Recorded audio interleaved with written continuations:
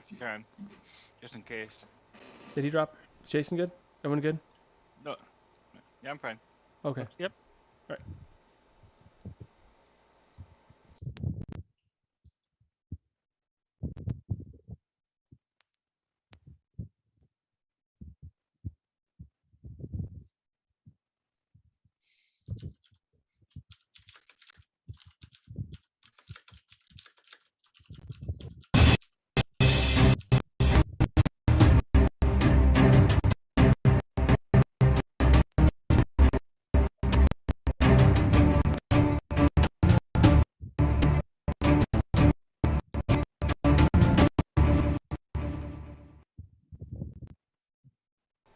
And good evening. Welcome to another Biddle. This is the 10th high rent Biddle, where we're set out to have a talk around the virtual water cooler. Anything that is Linux, tech, open source related is on the table for discussion. We do have some things on the docket, but first I would like to.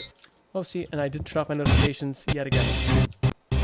So hang on, because I'm totally messing this up.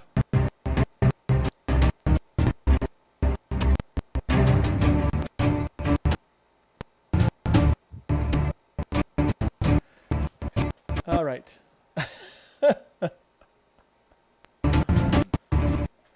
Okay, let's try that again. Sorry about that. Messed that up. So now I'm getting those white hot sweats, you know, when you mess something up in front of a bunch of people. Well, I just did that. So there we go. But I do want to thank Rocco, apparently against his better judgment, for giving me the keys to the castle, and for starting in the Biddle community. Some of the nicest, most encouraging group of uplifting people with all kinds of incredible skills and abilities. So, good evening, everybody. I don't have an open sign here.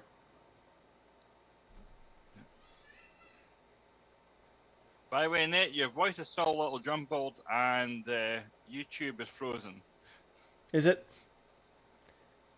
Well, that's not good. Yeah, it keeps trying to spin. Yeah, it's buffering a lot. Is it buffering a lot? Yeah.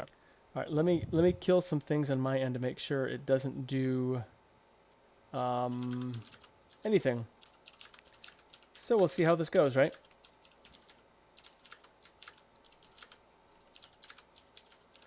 I am subject to internet that is less than ideal right now until Mr. Musk's satellite internet is available.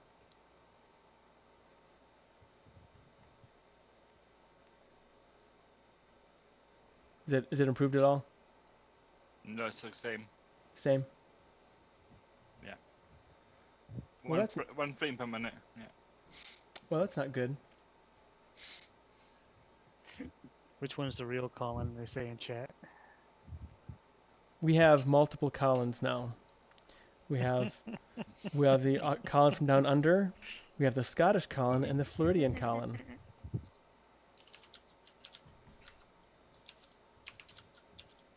So it looks, from my end, it looks like it's recovered, but I could be wrong.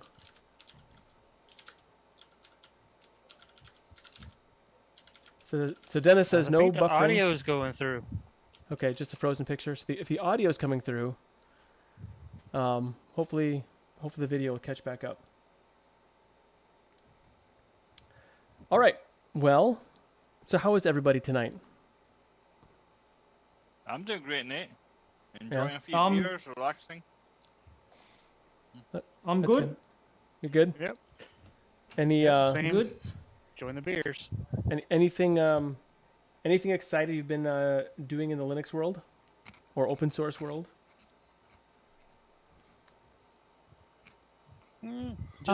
Just good. Yeah, just creating a video on booting USBs. So I just finished that one. I'm creating a whole heap of videos on dual booting Linux and Windows. So it's a bit of fun. Enjoying that. And which distribution would you say has been the most challenging? Well, I haven't really used any distribution yet because I've done a video on how to write your ISO in Windows 10, then how to shrink disk in Windows 10. Now I'm up to how to boot your USB. Next one will how to resize the disk in the Ubuntu live disk, and then we'll move on from there to the install. So I'm doing it pace by pace, and I'm going to make a playlist out of it. So I think that's Okay. Otherwise, videos get too long, and I think it's better that the videos can be, because that one I just made is 40 minutes. It's a long time. Yeah, that is quite a long video. So what did you have released right now? Because I haven't checked. I haven't actually really been on YouTube, really. So. Who, me? Yeah, you.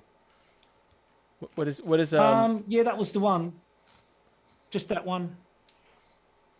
Okay. Just that one booting the USB. Yeah. So that's I just uploaded that yesterday. So excellent. yeah. Well, if you like to, I said Jinda needs a link, so I'm going to put a link in the chat here. Yeah, I would have done it, but the YouTubes would have eaten it if I tried. Well, YouTube's eat your links. Like if sausage. you're not admin, they like sometimes sausage eat your links. Oh, okay. I guess these things happen. What about you, Peter? I like your hat. Steve was getting confused, so I put something on to remind him that I'm a okay. Scot and not All a right. Australian. All right, good call. We can't have that. Speaking of Scottish, Yeah, so are you more of a Scrooge McDuck or a Glomgold? You even got orange hair somewhere. Here you go. Welcome, Jinda. Hey, Jinda. Jinda. Hey, everyone. Welcome. Welcome. Yeah, thank you. Thank you so much. Appreciate you showing up. This is kind of running at the skin of my teeth or seat of my pants on this one today because things aren't properly set up for me, but I thought I'd wing it and see how it goes. I stress tested the network hours before, and now it's starting to give me problems. So there we go. So Dennis says the audio is good, but the video is not. So hopefully the YouTube audio is streaming. Yeah, just don't watch, just listen, I guess. That's what I would do anyway. I don't even like to watch myself. So maybe that's good, unless I have a stupid face. Watch us over the radio. You know, if I have like a crazy face going for me right now, that might be bad. Well, there's so in distro releases, MX Linux 21 Beta 1 has been released. Now I've danced in and out of the MX Linux community, you know, now and again as I have time. So I'm curious to know, does anyone else here run MX Linux, or have you tried MX Linux? Yes, I'm running it right now. I haven't tried it in a long time. That's like one of the first Linuxes I tried when I was first getting into Linux. Then I tried MX and Mint, and I stuck with Mint. I can't blame you for that. They're both excellent. The Yeah, only MX is good. What, Colin? I said MX is good. Yeah, It's a good MX is distro. very good. I think the MX tools is top notch. And also, if you have a wireless NIT card in anything, laptop or whatever, MX Linux seems to be able to get it to work better than anybody. Yeah, that's true. I did it. What's that? Go on. Oh, I also think that it has a tweaking section for XFCE to make it a little easier to work with, and I think that's very, very nice. I wish more systems would, take that advantage of that package. Yeah, I think I used MX Linux for about a year ago on my EPC. One good thing with MX Linux is based on Debian, so they do have a 32-bit distro. I did like it on the EPC netbook, but I did change over to Sparky Linux. Well, that's interesting because a guy I was working with, he's not working with me now, he retired, but I put MX Linux on his EPC as well a few years ago. I don't know if he's still using it or not. It was his little travel computer. So, yeah, It works and it worked really well. Yeah, it does, yeah. Yeah, I've used MX Linux like on some more lower powered machines, and I really like their XFCE implementation. I think they do a very good job of just polishing it real nicely for users right out of the gate. And it's actually a really, really nice desktop. So they have version 4.16 will be in this release, and it's based on Debian 11 or Bullseye. So that's pretty exciting. Yeah, I certainly will be yes, interested. that should be a good release. Yeah, I think that'll be great. And then let's see, in other distro news, OPN Sense has had another release. Has anyone here used OPN Sense? That's it's like PF Sense, but it's basically a fork. It's the community build of it. I guess you could call it that. I've tried OPN Sense, but I ended up going with a different router system called IPFire. So it's a hardened BSD based. It's a specially operating system, so it's not a general computer usage. It's a fork of pfSense designed for firewalls and routers. Now, I'm a big fan of pfSense. I do use that on a place that I help administer. And so anyway, I know it has ZFS support, and I know that Peter is lately a BSD fan. So have you used pfSense or OPN Sense for that matter? Oh. No, I haven't used that one, no. Yeah, I think it was good. It didn't have the I wanted to get something on 32-bit hardware because, why not use them until they burn up? So that's what I used. So yeah, I think it's good to see that project is doing as well as it is. So my main topic that I'd like to talk about for today is a lot of us, since the strangeness of last year, had the opportunity or to work from home. So now it's been a year plus ish, year and a half. Do engineers or anybody for that matter prefer to work from home or in the office? How I know that Jason. Home. Thumbs I down. work from home 2 days a week. Yeah, and what? I How do you? work from home every day at work, and I love it. So you like it? Yep, I love it. I've done it when I worked for Apple. Before I worked for the back at the bank and stuff. When I worked for Apple as for Apple Care, that's strictly work from home. So I worked from home for 3-4 years even before the pandemic happened, but I went to the bank for more money, and so yeah, and so when the pandemic hit and they sent us home, and I get they switch us from a work laptop to virtual machines, so we can work anywhere regardless. We don't need to connect to VPN or anything. We can work off any machine that we want to. So I work off my main system and just remote into my work system. So my boss, before when they started talking about bringing us back in, he was talking about because I'm a contractor. I'm not an actual bank employee. I'm a contractor. So they're excuse me. So they're gonna he was talking about gonna talk to the bank about keeping the contractors at home because we're on a time sensitive contract, so they don't need us back in the office. And yeah, so that's good. Their bosses can work on that, so we don't have to go back. Regardless, we'll be work from home for at least another year. Do you miss certain aspects about being in the office? Is there anything about the office No. that you miss? No, not at all. I don't. Well, I hate driving. One, so that eliminates that. Two, it's I'd rather just sit around here, hang out with the cats, and work and do that kind of thing, and not have to deal with people. Because with my job, I don't have to deal with people directly. If I have to call somebody, I call them. I'm not in a phone queue or anything like that. So I don't really have the humongous amount of interaction with people. So that I like that.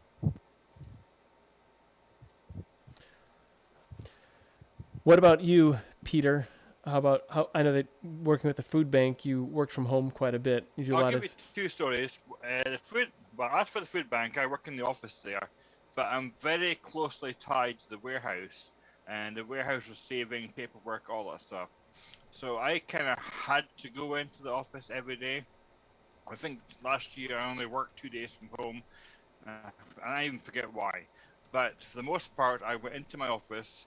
I do have my own office. I can close my own door, and that really helped. Plus, it's only 3 miles away, so I can keep that way. I kept my home life and my work life separate. I was able to go in. We did have a couple of co-workers. One especially who works a lot with me. She had 2 young kids, was quite susceptible with low lung capacity. So she worked from home for a lot of last year, and I would feed her the paperwork by going to the scanner and emailing her from the scanner, which really helped. And we had a whole new workflow. As we coming slowly out of the pandemic, it's not quite over. We are looking at having a permanent work from home policy of at least 2 or 3 days a week. And a lot of people who don't need to be in office are really liking that. So that's might become a very official policy. As for my wife, she works for the University of Kentucky in the Medical Staff Affairs Office. She also has low lung capacity, so she was encouraged to work from home last year. The only caveat she had was she had to be able to be in a room where nobody could see her screens because of the confidential information she works with. So that was no problem. She has her own office at home, but she really liked it, like Jason did. She really liked working from home. So I prefer going in. She prefers coming home. It's really down to the individual and their preferences.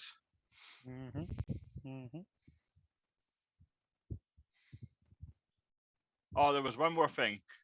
Because I worked from the office, I was able to enjoy a new perk they had last year. Was that once a week the work would buy us meals for anyone who was in the building. Well, that's nice. I mean, I always like free food or food that I don't pay for. That's that immediately out of pocket. Yeah, that was the only benefit. That was the only benefit working for the bank. They pretty much give us lunch every Friday. Now, how about you, Colin? Do you get to work from home? Unfortunately, my job is all physical, hands-on. I cannot work from home at all. I have to be physically there to get my job done. So, yeah. And we are essential workers as well. So, yep, that's where I am. So, no work unless we can tap into a remote control forklift situation. Then,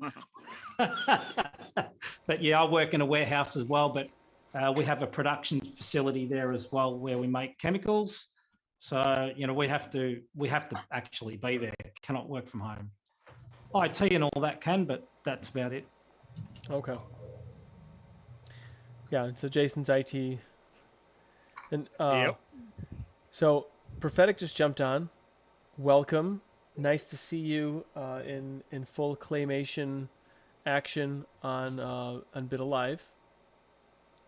How are you? Hello, good to be here. It's good to have you. Thank you. It's good to be here. It's been a while. Thought I could sneak one in. Yeah. Well, it looks like you did. Glad you're here. It's been a long while. So Jinda. Yeah, I figure I've been doing a lot of hopping, so yeah, I figured this was my time to get on. So Hoppers Anonymous. Everyone here has a little bit of the hopperitis, I think. You know, if maybe it's under control with medication. I don't know. So Jinda, you I know you do engineering work. You are in somewhere in the energy business, I guess, sort of. No? Yes? No. I design and build lifting equipment. You design and build lifting equipment that helps the energy business. So do you get to work from home very much, or do you go? Are you in the office? Oh yeah, 2 days a week. 2 days a week I work from home. When the pandemic hit, we were essential workers. The company, because you can't build bridges and anything without picking the stuff up. So I'm a design engineer and I work in Autodesk Inventor, and amazingly enough, it works fine remote. I don't have any issues with it from at all. I never thought you could be able to do that as smoothly as you could, but evidently I have a fast enough internet connection or what, I don't know, it works. That's cool. Yeah, I when I worked for a large corporation, I used Pro Engineer, or Creo as it's called now. Yep. And yeah, you could do that all remotely because the system, you know, I had a CAD laptop, and pretty much I just had to be connected for a license, and then I did my work remotely. So, prophetic. One, again, really glad you're here. Two, do you have the pleasure or displeasure of working from home in your job? Yeah, so here's the crazy though. Because I have to take my kids to my in-laws, sometimes I have the pleasure of working at a dining room table too. So it's kind of like home-ish. But ideally, I like to work in my home office in the basement here because I have a somewhat of a monster machine, and it just feels better to have two nice monitors, my beautiful keyboard selection I can swap out throughout the day depending on my mood. And so I've been loving the working from home. So you have multiple keyboards. Is there something specific about different keyboards that you have, like different mechanical clicking sounds or different vintages? I know you have I don't know. Yeah, I don't know how it started. I think it started with my typewriter. My typewriter collection started the fascination with keyboards because I collect vintage typewriters. You can probably see some in the background here, right above my head. There's two right there. Yep. Mm-hmm. And I have like 4 upstairs too throughout the house. And there's a cool YouTube channel of a guy who reviews like vintage keyboards of all stripes, and that kind of piqued my interest. And then of course, once you go down that rabbit hole, it's game over. And so now I have like 8 mechanical keyboards, including in the Model M from 1984. 1984, that I still have to sell, to be honest, because I got it for cheap and I want to make some money off of it. But part of me wants to keep it because it's a pretty awesome keyboard. But I do have a Unicomp too. So yeah, just fun. If you're gonna be a lot of us working from home and on computers all day, if you're gonna work like 8+ hours, might as well have fun with your equipment you're using. So I love I love swapping it out based on my mood, based on the switch that I'm in the mood for, and different sizes and clicky sounds and tactile versus, silent red switches sometimes. And it's just kind of cool to switch it up. I definitely understand that there, because I have to switch mine up based on where my cats are laying. They have this tendency of laying down on the keyboard. So I have to push the mechanical keyboard underneath the monitor stand to hide it. And then I have to bring out the old wireless keyboard because I have to work around the cat. And this happens with 7 cats. This happens a lot. So yeah. So as you can see, there's the boss cat's right here. That's Ginger. And then, well, her sister was down there eating treats, but she's gone now. But yeah, so I have, you guys, most of you know, 7 cats that tend to get on stream quite often. And when I'm working, I don't know what it is. As soon as I have to call somebody, the cat has to lay where the keyboard is. So right when I start working a ticket, they know it. They can actually smell when you have to do work. There's a sense that you put off. And so when you actually are prepared to talk to somebody, probably something near like your pheromones or something changes, and the cats recognize that, and they realize they're coming to comfort you by lying on your keyboard to tell you to relax. Yep. Well, see, I also have spares. If you look up there in that rack up there, right where the light is on top of the shelf, all those sticking across there, those are all keyboards. So I have a whole bunch of mechanical keyboards, Mac keyboards, because we used to work for Apple, wireless keyboards, and there's 3 laptops up there as well. But a lot of keyboards. Got to keep them in stock. Yeah, that's actually very cool. I don't have so many keyboards. In fact, I can't find some of mine, and the ones I could find are PS2 keyboards, with not like from like Gateway 2000 keyboards that aren't very good from like the late 90s, I think, or early 2000s. So I'm using just my laptop keyboard right now while I'm in my temporary, transient state at my new place. So that's fun. Yep. So I found that when I worked from home, when I still worked for corporate America, I could be more productive, especially in the mornings, and no one came to my desk and asked me questions, which I liked. And so there's a lot. Early on I could get a lot done, but as the work from home kind of progressed, there were some issues where I couldn't get good information, and nobody was available to provide the information. I couldn't go to the labs to get the information I needed, or to, even if I couldn't, to try and get it myself. And so I liked it because it allowed me some flexibility, like with my kids, and a workspace that I thought was better, not what I have right now, but what I had at that time was way more productive because I had more, just had a better layout than at work. But so I liked it for that aspect, as far as like a prophetic. He customized his workspace for his mood, up to the minute mood, and essentially I could do the same thing. And I had my comfort items around me, but the interaction was a missing piece. And although we use Google Hangouts to communicate internally, it was lacking a lot as far as the quality of communication. Even video conference calls, a lot of times people weren't available, and maybe that wasn't an issue with working remote for me so much as it was an issue with maybe other people working remote, because that could be an issue. But I find right now life's very different as far as career wise. I like having the ability to be with my kids maximum amount of time. And am I cutting out? Sometimes. Yeah, keep going, mate. You're right. Okay. Keep going. All right. So it's probably not just you, prophetic. I think I am having some issues here. Although my stream condition does say excellent right now, so that's good. I'm looking at it right there. It says green, and the video looks okay. It's still a little choppy, but what can you do? Maybe next time it'll be better, or the time after that. Anyway, and so I found that being around my kids more often, I could show them the work that I did. That to me was very beneficial. As far as now, I'm most with my kids now. I do construction work here and there for part of my income, and I just do pickup jobs here and there, different ways of making money. And I don't actually like being away from home now. I find that I just prefer to be home. So I don't like to. I'm very busy. I'm always working, but I just prefer I don't know, not being out and about so much. I don't know. Has anyone else kind of experienced that at all?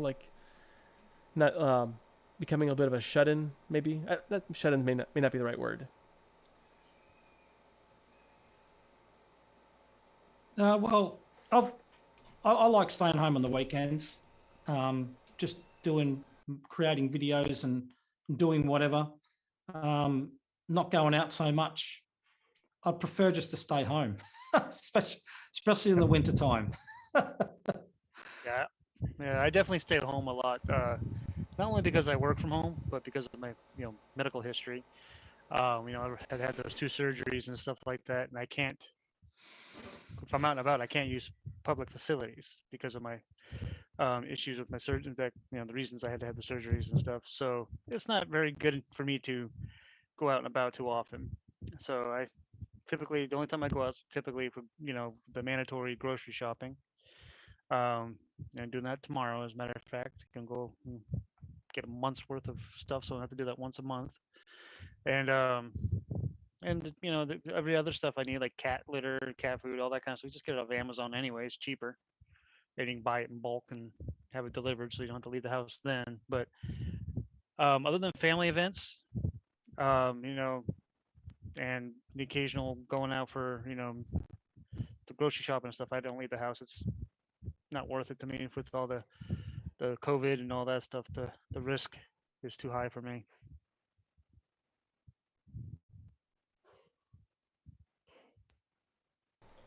That is a great tie-in question, prophetic.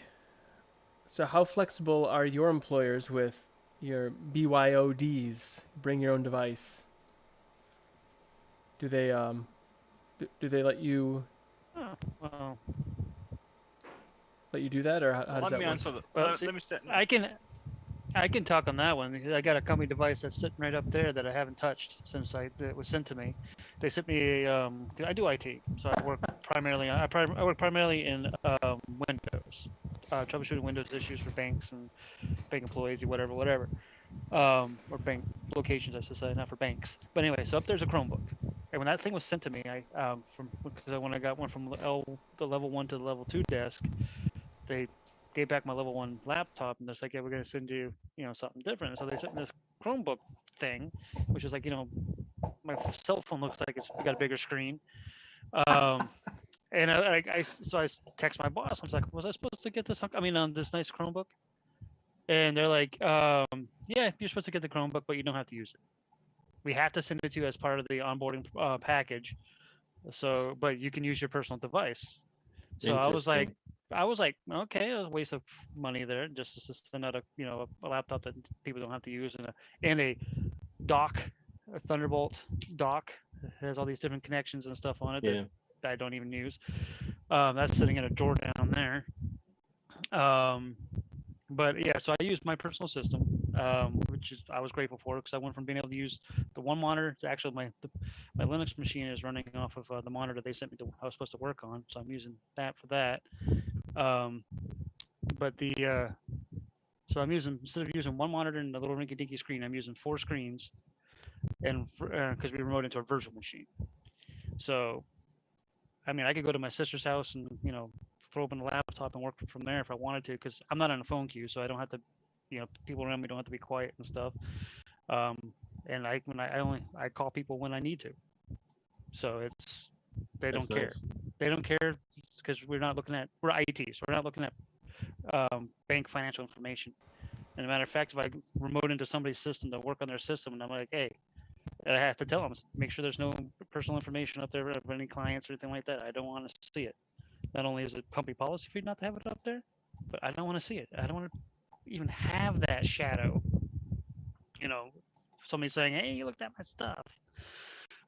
So basically, yeah. So we don't have to use the. I don't think anybody on my IT staff, on the same, on my colleagues and stuff, use the Chromebook. I think everybody uses their own personal systems, even if it's just a laptop with a monitor. Nobody wants to use a Chromebook. Yeah, that's crazy. Not when you're using Windows, Windows applications. It comes pre-installed with Horizon, VMware, but it's buggy as heck on a Chromebook. Wow. There's so many issues. Trust me, I've had to troubleshoot enough for other people that are using Chromebooks in the bank system that are now working from home.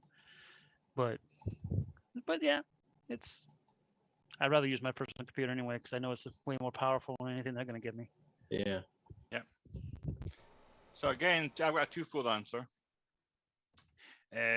My work is really split into two main areas: email and database. A lot of time I just spend I can spend hours just on email without looking at anything else. So at home I can log into Office 365, get Outlook from that, no problem. If I need database access, I can actually remote in from my Filio here, 32-inch widescreen monitor, straight to my work office.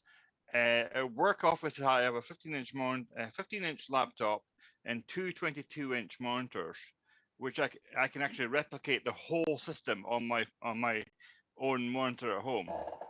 It's a little tiny, but you can select which screen to look at one at a time. So working from home is relatively easy for me. My wife, because she works in the medical field at UK, University of Kentucky, her laptop has to be used. She has to use it, and it's because it's security software. It's got VPN. It's got everything all built in. But the good thing is she did at home was she has a 42-inch monitor. Of course, she has a bigger monitor than I did. So she has a 42-inch monitor, and she bought this hub for herself that has 2 sets of inputs and 1 output of HDMI and USB. So what you do is you on the output you hook your HDMI and USB to your keyboard, your mouse, your monitor, the whole thing. And then you put all your wires from whatever system you want into the front. So when she brings our laptop from work home, she just plugs it into this little hub. HDMI, a couple of USBs done, huh? And she's then able to use her monitor or her own keyboard and all that stuff. But even though she's using the work laptop. Huh? Nice. I did something similar for my wife too. Yeah. It's a pretty sweet setup. Makes you more comfortable. I mean, you got to make it comfortable if you're working. Yeah, that way you're not changing. All you're changing is the device you're using, not the devices you're looking at and using. Yeah.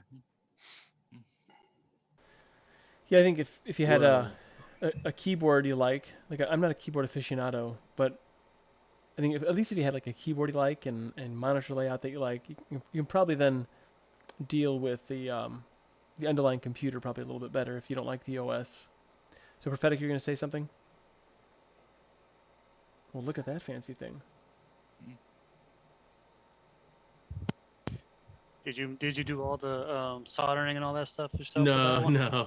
I'm not there yet. I gotta work my way up, baby steps, Jason. But what's sweet about this, because you're right, Nathan, is like it's about being comfortable. It's especially because we have a standing desk upstairs, and you got to think about how the cords connect and make sure they reach, and it takes time. You got to. I think it's a good investment to invest in your working space. Just like they say, it's a good investment to sleep on your bed. You're on there for like 6 to 8 hours a day. You're gonna be at a computer. Make it comfortable. And so I did a similar setup, Peter, where for my wife and for myself, where that docking unit makes a big difference. Yeah, it really helps. Something be said then for the USB-C or Thunderbolt devices being able to have a universal dock for computers. So if you have new laptops, whatever, you can use the same, I guess, dock for any of these newer machines. I think that's pretty awesome. It's interesting because on my job, they're beginning to do like a hybrid model where like, you can come back to the office if you want. And we have a sweet office. It's a huge campus. And so there is an incentive to go there. We have a gym there. We have a cafeteria there and everything. And it's like because they can't account for like how many people would come in at a given time, what they're doing is having almost like stations that are like freeform, like you just claim it for the day, and they're beginning to install those docks because now instead of assigning a desk and a tower to employee, they're assigning laptops now. Yeah. And so they have to know that employee can come and be comfortable whether they're working from home or at the office. So those docks are actually becoming a thing at our office. They're starting to install them and trying to I forgot the term for those desks, but it's like telecommute desk where it's like it's no one's desk really, but anyone can use it and claim it for the day. Free for all desk. Yeah. First come, first serve. Yeah. It's cool because you don't have to feel that pressure like, oh my gosh, I have to be in my office because all my stuff is there or whatever. You just kind of swap in and swap out. And my biggest issue with the hybrid thing, and that's one of the things that I work for Bank of America, and that's what they're trying to do. They were initially pushing to have us go back into the office, or on the in September. But the issue is, of course, they're trying to figure out, they want to try to separate. There was rumors that they were trying to separate the vaccinated from the unvaccinated. And I'm thinking to myself, well, there's no way to do that because there's too many common areas. You got the gym, you got the cafeteria, you've got the little kitchens, you've got the little kitchenettes or whatever that are in the offices where you get coffees. Then of course you got the cubicles. Now we have assigned cubicles, so but they do give us laptops so that we can, we want to take it home and work or whatever. Or in my case, I work first machine, so it doesn't matter what I use. But to me, that's not something they can actually control. There's no way to control to keep people segregated away from each other, from vaccinated and unvaccinated. Because one, people can say unvaccinated when they're not really. Two, there's too many open spaces. Bathrooms. How are you gonna do that with the bathroom? You're gonna have one that's labeled vaccinated and one that's labeled not vaccinated. I mean, seriously though. I mean, like people like me that have compromised immune systems and things like that. I can't be around people that are potentially gonna cause me to get sick. That's why one of the reasons why I segregate myself away from people is because of I can't be around bacterial because of my issues with bacterial infections. And excuse me. So I wasn't going to be going back to the office regardless. My boss already told me, and our HR already told me, and my boss already told me, they're like, no, you're going to stay work from home because it's not you're high risk. And I already had to have one surgery from working in the office from public restroom there at the office. That's the cause of my surgery. The reason I had to have surgery. But anywho, so yeah, it's the hybrid thing with I mean, it's probably good if it wasn't, we weren't in the midst of COVID, but the sharing desks, are they going to be able to, what are they going to do? Going to keep like Clorox wipes on the desks and have cleaning crews clean them every couple hours, whenever, every 8 hours when people switch out and shifts change or whatever? That's kind of a concern to me, but I guess that's depending on the people that are actually working them and how they feel. But that's something to think about on the hybrid situation like that. Years ago, before all the crazy happened, we actually did have all that stuff available. So for those desks that were, I think they had a name for it. They didn't call them like transient desks, but they're I don't know. There's some other term for it, but where people could come in. But they had Clorox wipes everywhere, and I'm a little bit of a nut anyway, so I would use it frequently on my workspace because, well, I'm not going to say I have problems, but I do happen to like the smell of clean a lot. So, yeah, got my Clorox wipes right over there. Yeah. And, and there's stuff to be said about like over cleaning things too, because it causes the flora to be imbalanced. And I don't know about all that. I just know what I like, which is not a smelly place. But anyway, yeah, and I guess it's you have to protect yourself all the time, and you got to do whatever works best for you, and whatever you're between you and your doctor, whatever they think is best for your health situation. Of course, you got to do what's best for you personally, because got to be careful. We're all a little different on that regard. But so Nate, I'll also add that I'm an introvert at times, but I sometimes like to socialize. Oh, so that's why I like the work. That's why I like the work office. Mm-hmm. If I want to be totally introverted, I close the door. Well, come and talk to me, I open the door. Done. Right. I had a government job many years ago working in an office, and I find I would close my doors a lot so I could get more work done. And then I had this is back before streaming was a thing. I had I'd bring in a hard drive that had all the Star Trek: The Next Generation on it, so I'd just kind of have it playing in a small window on VLC, just like one episode after another, just to kind of calm, because not to say the government job was all that stressful, but they were just stressful people that I worked with. They were just very stressful people, and so this was my way of just kind of like escaping. I was very productive that way. Although I also found that government networks are very unstable, so I set up what I called WolfNet, and I was able to be more productive without having without using the government provided networks, because they were terrible. I think it's better now. Really? Yeah, it was terrible. I'd drive an hour to work and nothing would work. And I said, I did not drive an hour to sit in my office and read magazines and watch videos all day. I said, I will be productive and get things done. So I just invested in some equipment, my own printer, like printer, scanner, copier. I spent money just so I could be productive, because if the network went down, you couldn't utilize anything in there in the building. And there was a way of doing it authenticating on I forget what the term was called, but basically on the civilian internet, so that I could still be functional. I couldn't do everything, but there's a lot of things I could do. So I would get all those things done that I couldn't do otherwise, and it was very aggravating, the lack of quality of service, you could say. So so at that time, there was nothing really against bring your own device, but there is today.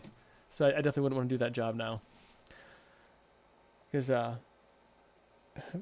provided devices weren't very good, and it's frustrating when you can't be productive, or adjust your workflow. So I found that if I do like work for myself, I can make everything work so much better, just because I have control over my environment. And the more control I have over my environment, the more content I am to work, and the longer I can be productive. Yeah. Too. Yep. That was the biggest. Another thing about working in the office is that people distract you. They, if it's not, if you're here talking around you or whatever, because in the office that we're on a huge floor. There's like 250, 300 of us. Now, this is not just not the enterprise desk that I'm on. This is the level 1 people surrounding us. We're off in a little corner, but they take up most of it because there's like 150, 200 of them because they have to take the phone calls. And we work the queue and the tickets that they can't resolve. So they come to us. So you hear that all in the background the whole time, all this yabber jabbering and stuff like that. People hollering at each other across the way, saying, "Hey, how you doing?" It's to me, it's just too distracting.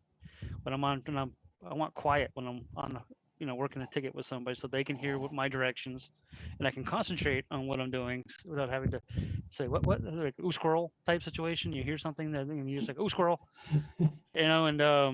to me, it's just working from home. I've been way more productive working from home, even with the canceling on the keyboard, because I have, the separate keyboard. I just put it on top of the cat and continue to type. Your cats are probably more productive than the people at work. Oh, more like, oh yeah, they cause a lot of mischief. I mean, if you look there, you can see that the cat trees, and you can see that where the rope is and where the rope was. They're productive. They've been removing that rope very, very, very well. Cool. Yeah, my job is weird though, because like it's a tech, it's like a managed services tech company. They do custom software too and market. They do a little bit of everything. And but the interesting thing is like they gave me a laptop. It was okay, but as you guys know, running Chrome eats up like 80% of your RAM, and it's only 8 gigs of RAM. And if you're running anything else like Google Meet while doing other stuff, it crumbles. We had a really bad phone system too, like a VoIP system. Oh. And it was just a really bad mix. And so right when they gave us increased RAM size, like they gave us more sticks of RAM to put in, I uninstalled the M2 hard drive and put in mine from my other laptop and ran Ubuntu on it. And it was just like butter, just flowing fast, speedy, smooth, and yeah, delightful. And it was actually even before then I was running Ubuntu on it with 8 gigs of RAM. It was so much faster.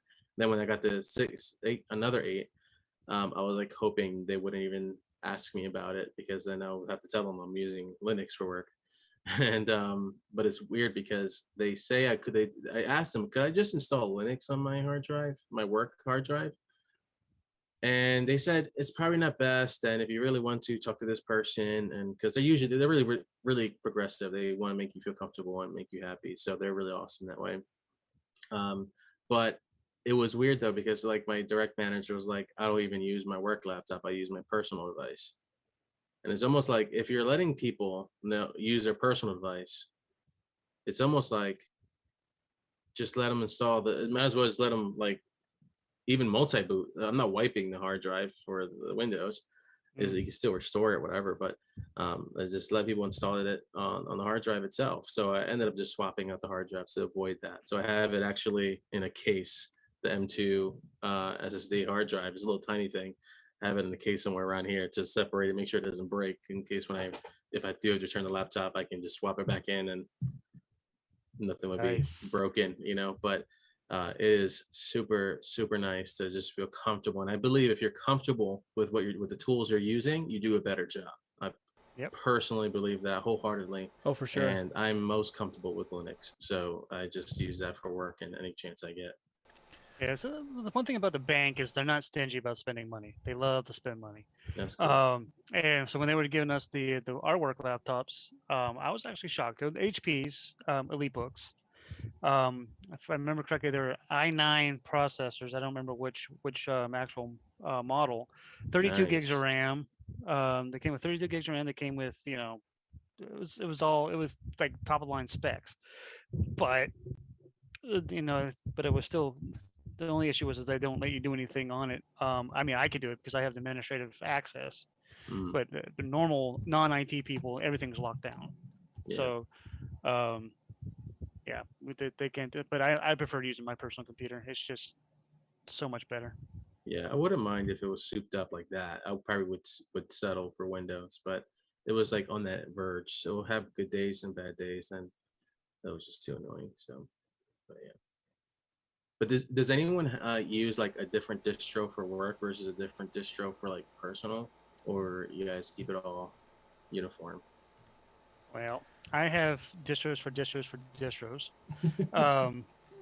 Let's see here if I can find the little doodad. I've got this bad boy. With all the micro SD cards, because I have the Raspberry Pi over here. So I've got like all kinds of different Linux distros here that I can just swap out onto the Raspberry Pi to play. My main system for Linux is Linux Mint. So that stays the same. Then my laptop, I have Kali Linux, and then I can't remember what the other one is. I think it might be Kubuntu. I can't remember. It's been so long since I actually even booted it up because I've been playing with the Raspberry Pi.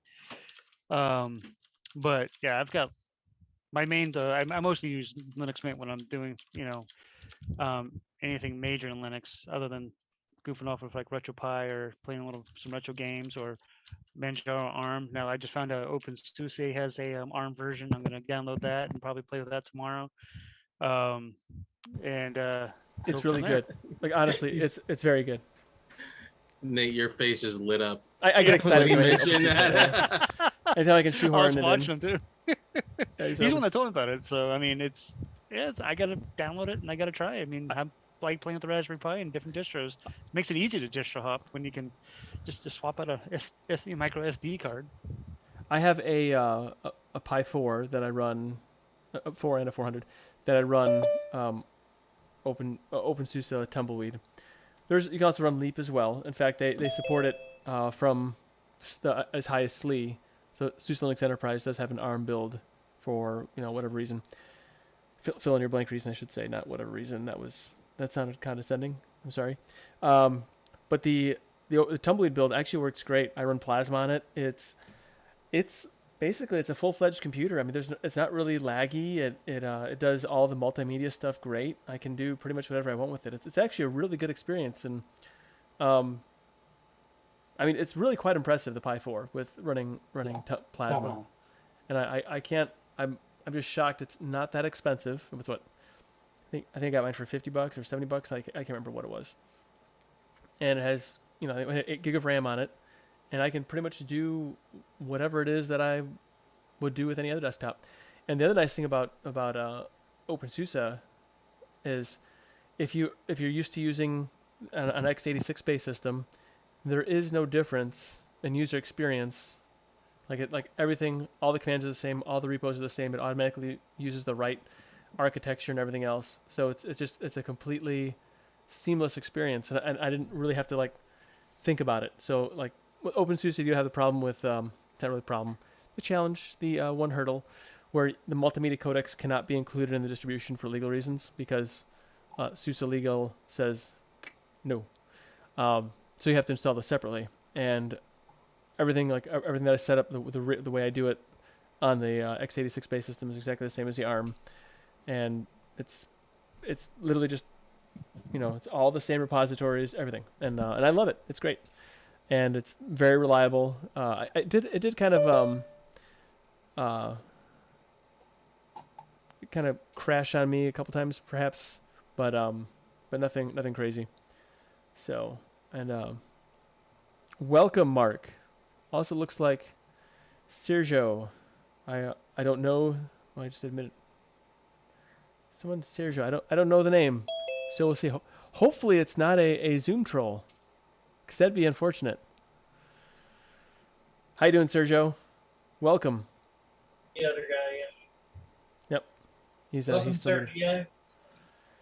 What distro do you run, Sergio? How do you use your Linux? Save this show. Maybe his microphone's broken. Yeah. It took me a minute to get mine unmuted. I'll give him time. But How's well, everybody doing? great. So in the meantime, Mark, do you work from home or do you work in an office, or how does how does your office? Yeah, I got a home office. I'm actually in the process of redoing some things. I want to move the desk back over to the other side of the room. I've kind of got that cleared off so I can do so already. My office is basically set up right now. I've got a microphone, a JLab microphone on a little mini stand, and I like a minimalist setup as much as possible. I used to have a microphone wise. I used to have a XLR mic, but I busted it. I broke it. Somehow I dropped it on my desk or whatever. As far as bring your own devices, I think that's what we were talking about earlier. I was kind of sidetracked. Yep. On that, I wanted to speak on that. I'm an MSP, and I primarily service residential clients. There's nothing quite like building a PC for a client, custom build, and servicing it. I know that's not that common in big business and larger business, because a lot of employers are just going to buy a fleet of pre-builts, and it makes sense because everything's uniform with the same software, and it's just you plug it and play, and you've got everybody up and running with backups and everything, or disk images. In my situation, what I'll do is I'll build a custom PC.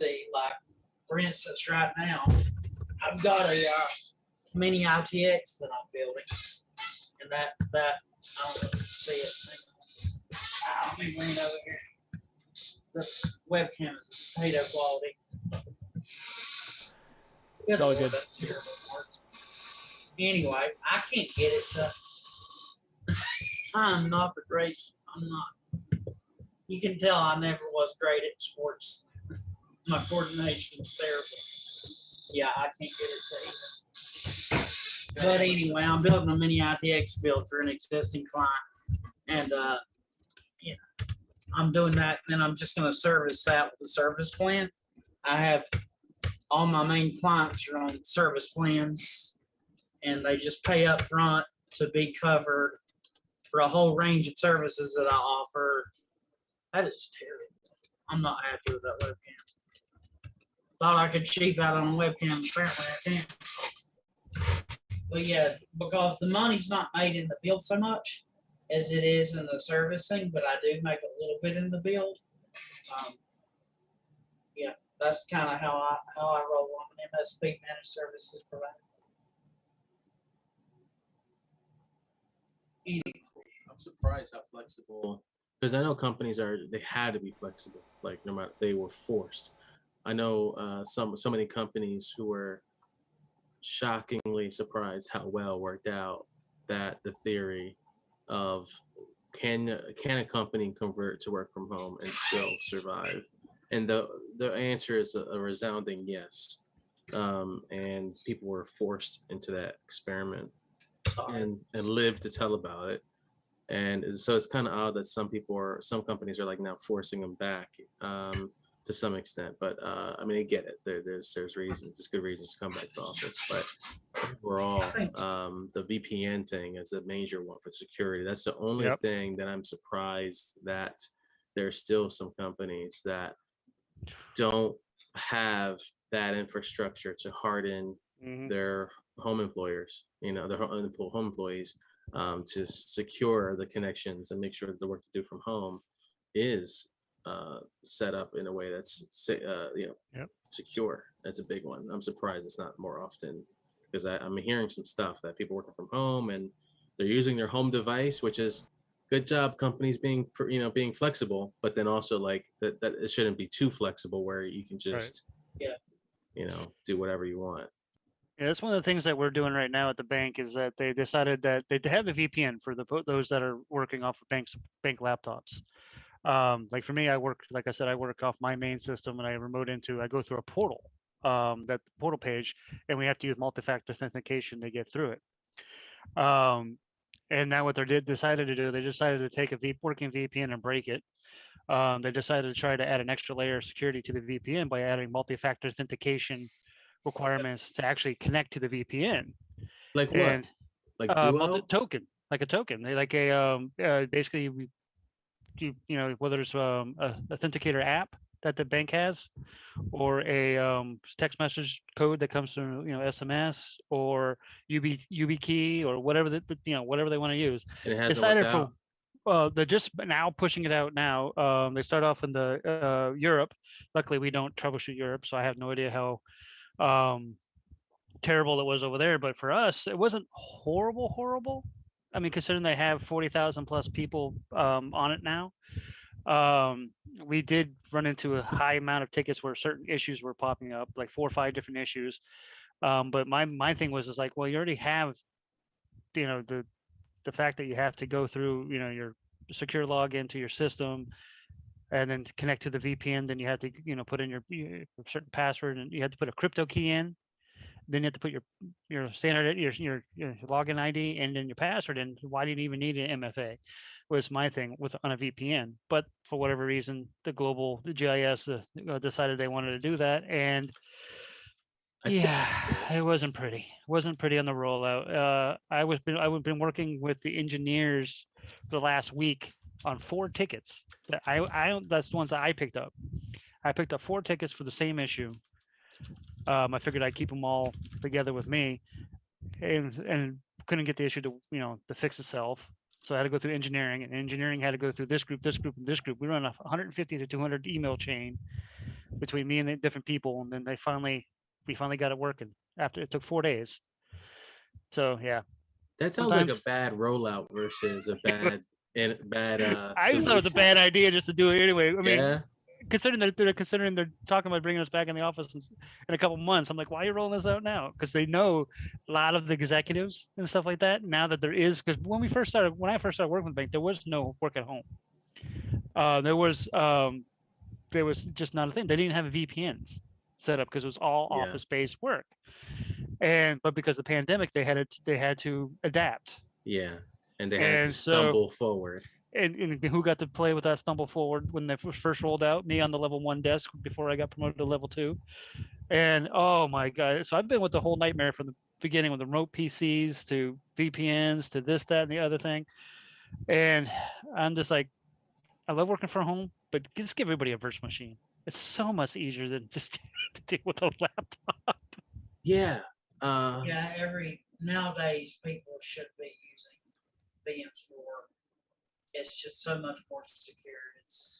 You're not near. I mean, not that you can't. There are viruses that have taken advantage of, like, and got inside machines from VirtualBox in the past. But it's not likely that just anyone is going to get in. Oh yeah, now with the bank security, that's highly doubtful as well. But another thing they had to do was that the whole pooler nightmare thing.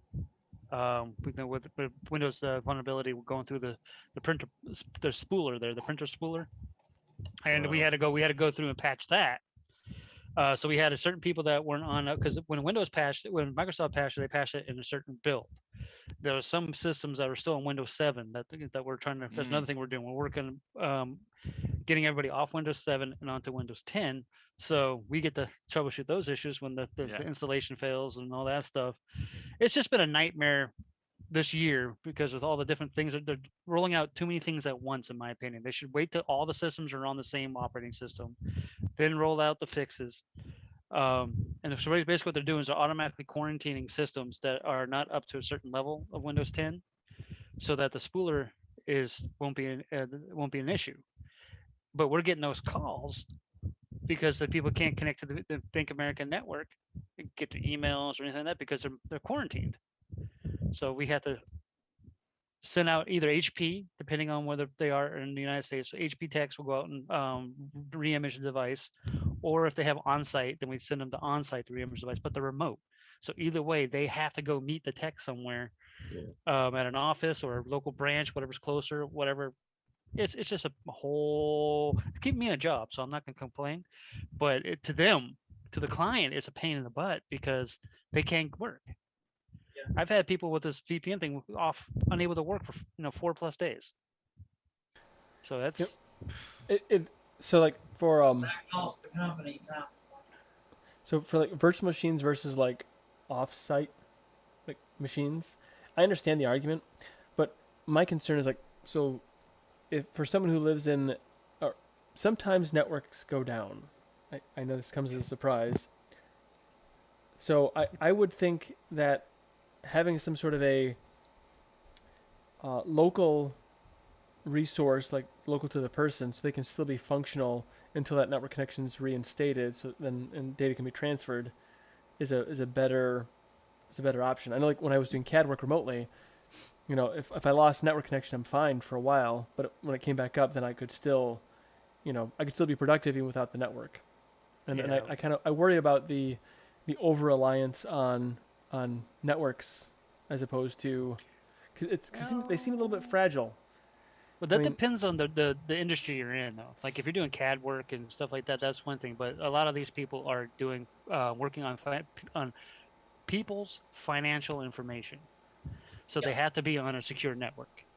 So they can't be just on their own personal machine. Like I'm on my personal machine, but I'm in a virtual environment. Yes, I can minimize it and go back to my desktops and surf the web or whatever, throw on a movie if I want to, put on some music when I'm not on a call or whatever, and then bring back up my virtual system. But they're still separate systems. I can't copy in between the two or any of that stuff. Not that I would, and nor do I have information like people's personal information. So that is where the only problem with virtual machines is that they won't do that with financial people that deal with people's direct financial information, like people that deal with the like mortgages and stuff like that, because there's that chance of, oh, I can copy this right over to this system, my system, by taking a photo or whatever. Nobody's watching.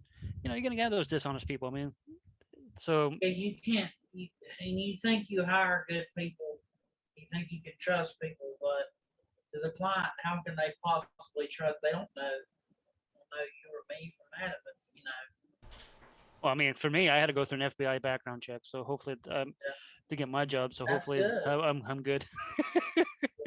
No, I have this thought though, when businesses don't trust their employees, why do they keep them?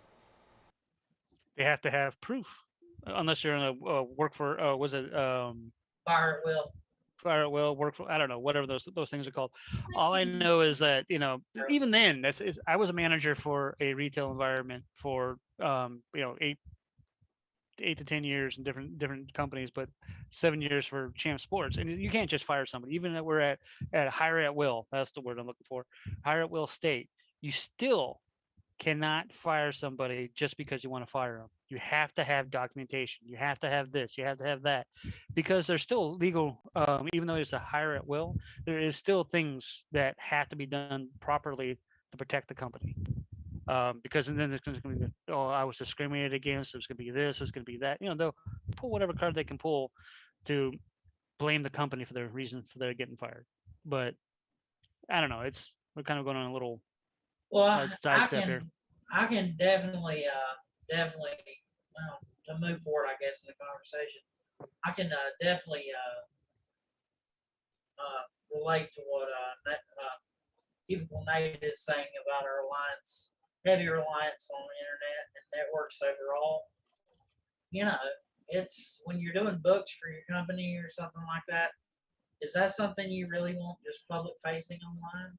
I mean, we put seemingly everything in the cloud, and companies revolve all of their services and all of their infrastructure in the cloud these days. And it's just creating a very vulnerable spot for companies to do that, especially with these new supply chain attacks that are going after RMM companies. RMMs, remote machines management, if you're not familiar with that, I use Pulseway. That is basically a way to automate a bunch of your tasks and manage a large group of machines all at once or in the same software, and it just helps you to get things done a lot faster and quicker without having to share the desktop screen. But there's supply chain attacks now that are so sophisticated, they're really hard to detect, and they're going after RMMs. And these companies, an RMM has a tremendous amount of privilege on a system to be able to provide the services that it does. You know, so with those RMMs having so much access and just pretty much carte blanche over a end user system, it's worrisome when you attack an RMM, because those are going to be really, really nasty security breaches. It'll be more severe. They'll get more information. They'll get deeper. They can do worse things. You know. So those are scary. That's one thing about RMMs in general, and just kind of and having everything in cloud. What do you think about that, Jason? Make sure I'm not muted there. I'm sorry, I was kind of in a chat conversation off to the side there in the YouTube chat, Okay. so I missed some of that there. But No, I actually put like not too long ago a note about a VPN company being seized or some type of attacked, and they didn't have anything secure on their servers. And so even when you try to have everything in the cloud and have everything secure, like even the VPN service that you're using, unless you, I mean, you can't really verify. You can only go so far verifying things with other companies, but you can't assume that it's secure, even when you're using VPNs and your connection and your data flow and all that stuff. It's so I'm still trying to get WireGuard going for myself to get that going, but and that's why, yeah. That's why I don't post anything. I don't, like, we're talking in the YouTube chat there. I don't put any personal, financial, or whatever information anywhere. Yep. On the interwebs, other than obviously my banking app, but that's different. But like anything, like if I'm doing like a taxes or whatever, all that information is stored. If it's in a digital format, it is stored offsite, basically offsite. When I say by that, I mean external hard drive stored in the safe. I have a fireproof safe that I keep it a 4 terabyte hard drive in, that I once a week I back up. Like I have my server over here, my file media server, that all my systems get backed up to, and then I'll take a copy of that off the 2 4 terabyte drives in there, and I'll copy that to the really, really important stuff that I need to save, like photos and stuff like that, onto the external drive, and then once a week if I make a lot of changes. So is that local server in your home? Yeah, it's a local server in my home. I have a cloud service too, but that's only for like photos. I just put the photos up there. So backups for my backups. I learned the hard way. I had a house fire, so I lost a lot of stuff back in 2014. So I learned that I got to have backups for my backups, because just having them backed up on a server doesn't protect them in a fire, because those things get melted. Right. Trust me, I know they get melted. Yep. I was trying to explain to a client why. He said, this flash drive is good enough. I've got everything on there. And I'm like, oh my God. It's very hard to convince people. Yeah. Lose your flash drive, and you could have a natural disaster. I said, dude, buy the backup. It's cheap. I got you. Like, I'll give you a discount. Just do it. You need to. It's crazy. Yep. Well, here's the thing that really gets me going is that I work in IT. Yeah. And I had an a fellow IT colleague of mine, level 1 gentleman, actually tell a customer she's about to get her computer potentially re-imaged. There was a chance her computer had to be re-imaged. He said, "Oh, you don't have to back up. You don't have to worry about that. Your data's gonna be fine." So I get the call, the ticket, missing information, And luckily, I was able to find it because some of the information was on she had a corporate OneDrive. She was lucky that her stuff got backed up there. And then every employee has what's called a home space drive, where they're given 3 gigabytes of storage to store documents offsite on the bank servers. That way they can store and I said, once a week, drop all your personal, all your important OneNotes or whatever you're working on into this thing. And if you need more space, here's the link to request more space, yada, yada, yada, yada. And I had to slap my forehead after I got off that call. I'm like, what IT person tells somebody not to do a backup? Somebody that should not be working in IT. I'm sorry. No. I'm just saying, that's common sense with IT people. We back things up. Hopefully. Yeah, but how many large companies still lose tons of data? How many stories do you hear of organizations, government organizations, large businesses, data breaches where they have ransomware? Like, if they had proper backups, that would not be an issue. Yep, they're just going to roll it out. They can shut it down, roll it back, or whatever you want to call it. Yeah. Yep. They might have minimal list missing or some stuff when they roll back sometimes, but the problem is they have the backups, but they don't verify that they can roll back to it. Right. They do the backups, but they don't verify the backups. That's a very common issue. Then you don't have backups. That's starting. Yeah, that's another ways. Yeah. So the rollbacks don't when they have the data, but then they have to like manually force it in instead of actually. Yeah, they don't have the proper infrastructure to actually just hit a button and let it do its thing. They have to go through and drag and drop. Yeah. And then they're doing that. They risk going over the network and risk of getting corrupted. That's another thing that the bank's doing right now is that with Outlook they have PST files. They're removing PST files from the equation because those things get corrupted like you can't believe. Plus, there's people that have like 250 gigabyte PST files because they worked at the bank for 30 years, and so another thing that we've been doing is what's called an enhanced mailbox rollout, where they're doing everything on bank servers now. So all their emails and all that stuff is stored not in a PST file locally as a backup, but all stored on the bank servers for 3 years instead of 90 days as well. So there's PST Photoshop. No, PST is it's an Outlook file container. Yeah, so I forget what it stands for at the top of my head, but it's all the mail. It's horrible. They corrupt like you can't believe. Right. Yep, I've had that happen. That happened too. Yeah, it's actually it's a really bad day when it gets corrupted too. Like, it's a really, really bad day. Yes.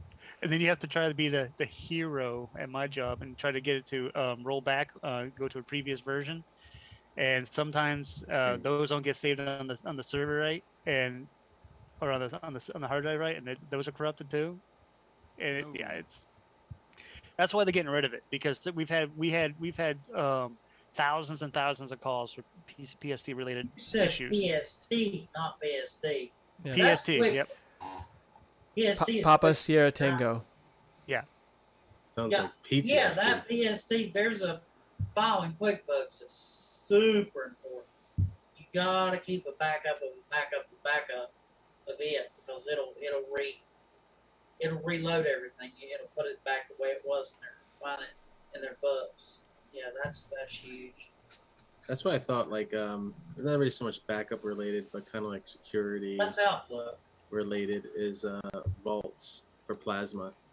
You know, it was cool to have something like that baked into the desktop, because I didn't know about that kind of system. I thought you can encrypt your hard drive, but I didn't know until like a couple of years ago that you can encrypt parts of, of your storage as in a GUI interface, and Vaults was the first time I was introduced to that, with Plasma, making it like a feature.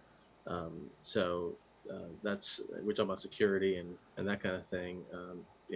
That's a nice little thing to have baked in. I'm on elementary right now, so I got to look for a variation of that. But I don't know. It's just when you're working from home, you have to kind of go above and beyond what the bare minimum of your company says that you should do sometimes, because you just never know. what's going on Yeah. around your network. People have friends and family coming in the house, jumping on your network. I don't know if you guys have a guest network that's like separate, or if you guys have everyone use your default Wi-Fi network. I heard like you should never get people on your home network. Give them a separate Correct. thing. And, I don't let people in my house. that's a good point. That's a good way to do That's it. an even better You security should posture. really have like But two I mean, yeah, that's definitely separated. a good thing there is to keep people, segregated so they can also they can't access your information if it's open network, and they can't screw things up for your That's your something I'm systems. working toward. I plan on doing that. I've not had the extra cash in a while, but things are better business now. It's something I want to get a secondary router. I guess I would do it as an access point and just lock it down to only use that router for my work up here. Well, So I work out of the house. that's actually that brings up a good question. It's like I'm trying to think like on my network, if I let my brother's in town, and so I just have him on my network because he's my brother, and Yeah. but there's really nothing that he can access on my network unless he would have to have, well, one, he uses Windows, which whatever, but Yeah. but then I don't have any, like, there are no Samba shares he could access, so I don't know or there's no FTP he could access. Unless if he were to do like secure shell, file transfer over secure shell. But there's network sniffing. There is. So he can enter. Not that. And here's another thing that people have to consider is it's not so much like you have a malicious brother who's like your long lost brother who's like I haven't seen him in 2 years.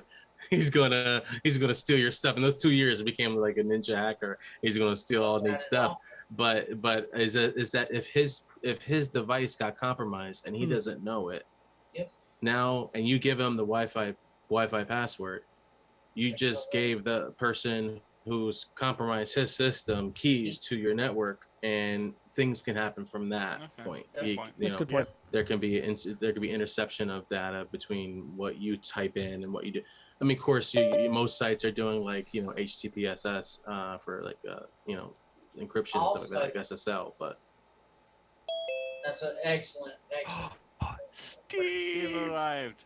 Hey, Steve, He finally arrived. Also, to take a weird turn, I've heard of people sharing other people's Wi-Fi and then having the police knock at their door, or having the authorities send a cease and desist. Oh, I hate torrents. Nope. File sharing. And they're like, I don't file share. Not my neighbor. I told him he could have my Wi-Fi key. But don't ever do that. Never. What they do online. You really don't.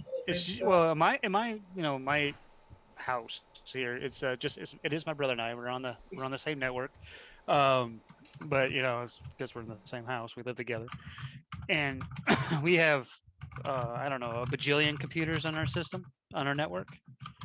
That's not Peter typing this time, and he's got his hands up. But yeah, so I mean, between my brother and I think we have 20 plus computers on our network. Wow. We have a lot of retro stuff. Well, some of them are not on the network. He's got computers out there. All the older ones, like the 98 machine and all that stuff, are not network connected, because there are obviously vulnerabilities there. But yeah, we're dorks. We build things. I mean, I have 4 desktops, 4 laptops, Raspberry Pi in my room right now. But we don't do anything malicious. We know better than to go to certain sites and stuff. I work IT. He doesn't work in IT, but he knows IT. Like, he's got Linux running up in his room. He's got this, that, and the other thing. But yeah, I mean, you just don't. I learned the hard way. When I lived in Boston, I had a friend that came in. I let him use he was going to use my computer for homework. I was at work, so I said, sure, here's my login, go for it, have fun. I come back and I got a note on there and says, I'll fix it tomorrow. For whatever reason, he decided he wanted to try to dual boot. This is back in the day. I don't even remember what version of Windows I was running back in the day. This is 1990s. It was like probably, I moved here in 2001, so it's probably like 99, 2000 maybe.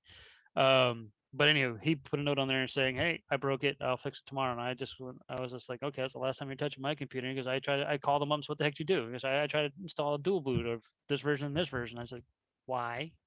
That's crazy. So I've learned the hard way. Don't let people touch your stuff. If you want to keep your computer the way your computer is when you leave it, only you use it. Simple. Yeah. Yeah. Nah. But My look at brother used to do things to me just to get on my nerves, just to ride my gears. Like he knows I'm a Christian, so like he would go to like some terrible website and set it to my Stop. homepage and put the graphic of the website on my desktop screen. There's my brother. What's up? Petting the cat. So I'm going to jump in here. I've been waiting a little while to ask Mark a question. Sure. Mark, earlier you mentioned about building hardware for your clients and then maintaining that hardware. So obviously, at some point, you have to take that hardware to their office, or you have to go into their office to do updates or whatever. Huh? Over the last couple of years, especially through COVID, what procedures have you seen different in different companies when you, as a contractor, try to get into their buildings? Oh well. Well, I don't really have but one client in an apartment, and her landlord's kind of hands off. I never see him there, so it's really not changed my stuff as much. I try to to deal with it. I would try to wipe down the machines. I try to wipe them down when they come in. I don't. And one thing I would do, I would remote in. When I had the machines on the bench, as far as that goes, I would remote in, so I'm not actually handling or touching the machine if I don't have to do hardware based work. And then I would just wipe it down with a wipe and bring it to the customer. Sometimes, like I would put it in a bag or something and like leave it at the doorstep of a client if I needed to. Okay. But for the most part, during the pandemic, I just didn't do a lot of on sites because people were, well, it's still going on to a certain degree with the Delta. People were just really, I have one client in particular who's got major health issues, and I just held off coming to her house until things calmed down. I've got a machine for her over here on the bench, and we were just a little concerned about. I didn't want to risk passing anything to her, so I said we'll just hold off until things calm down and the numbers go down, and then I'll come by and do it. I told her, I said I'll wear a mask and I'll wear rubber gloves or whatever the heck you want me to do, whatever makes you feel comfortable. I want you to be at peace when I come in your house. I don't want you to be scared. That makes sense, Mark. Thank you. Yeah. And so like with my job, it's we send out texts. So I'm not hands-on at all. But we are not allowed in the office at all. Like us, regular IT people. Only people that are allowed on site are managers and the HP techs. Because occasionally, when not a lot of people, but some people are still what's called remote PC. They have to remote into their desktops from their either bank laptop or a home laptop or home system. And a lot of times those get disconnected from the network, whether it be a bad update or whatever. And we can't, and sometimes we're not able to push the wake on LAN or anything like that to get to pick up. So we have to send a tech out there, pay an HP tech to go out there and hit the little power button to turn on and off. It's crazy. And they're actually getting rid of bank is getting rid of remote PC and sending people, instead of having them use desktops in the office, they're sending them laptops. Hence the bank loves to spend money. And they're going to be eventually going to get rid of 99.9% of the desktops in the office and just have everybody use laptops. So if they can or want to work remote, they still can. And once they're back in the office, they'll still have that option, because obviously it'd be stupid to spend all this money, but it's the bank, and then turn off like VPNs and stuff like that.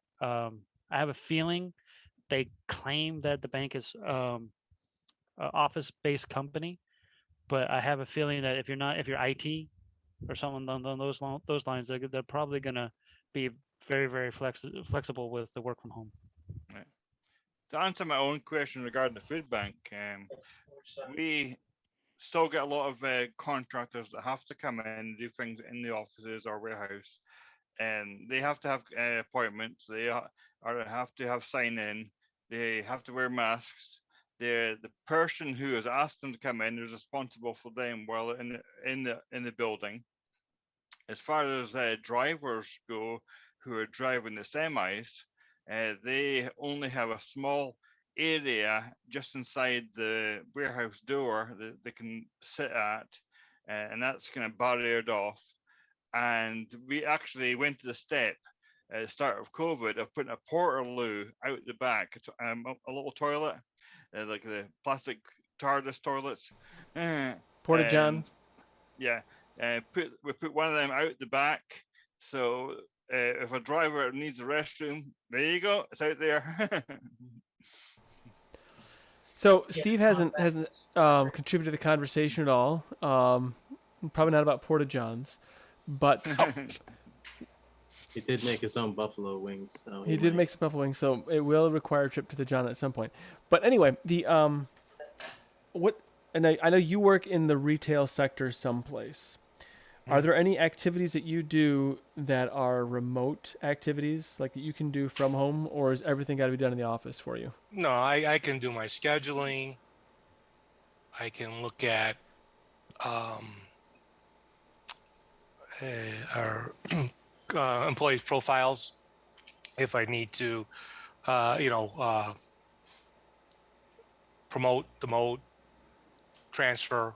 I can do that from home. That's about it. And is that something do you have to require a specific company machine, or is that something that you can use? No, we have it's through Pop or Peppermint, kind of our global website. Okay.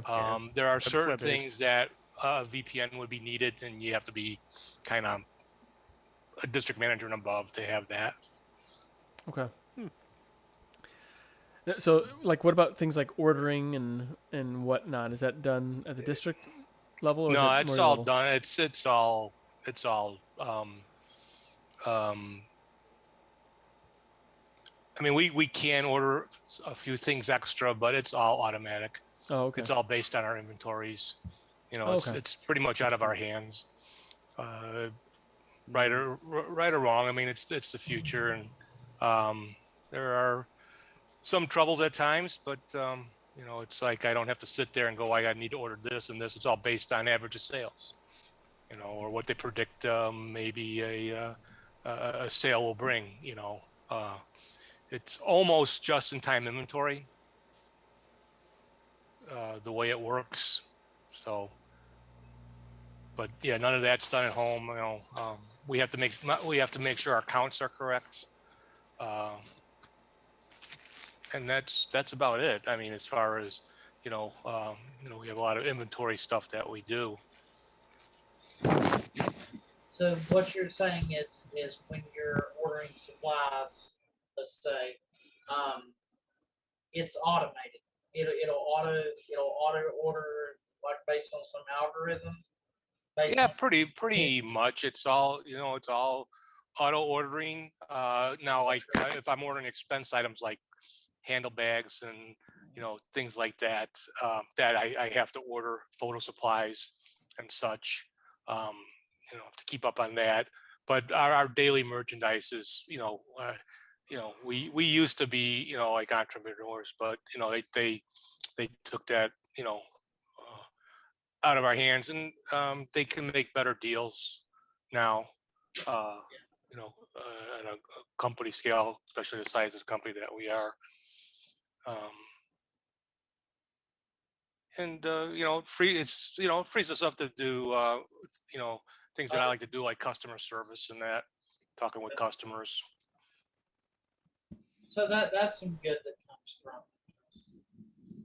when you have, I think in business, being self-employed for so long now, I found that having processes and automation does free up a ton of my time, and I'm able not just to get time back with my family if I want to go eat with my niece and nephew and spend quality one-on-one time with them, and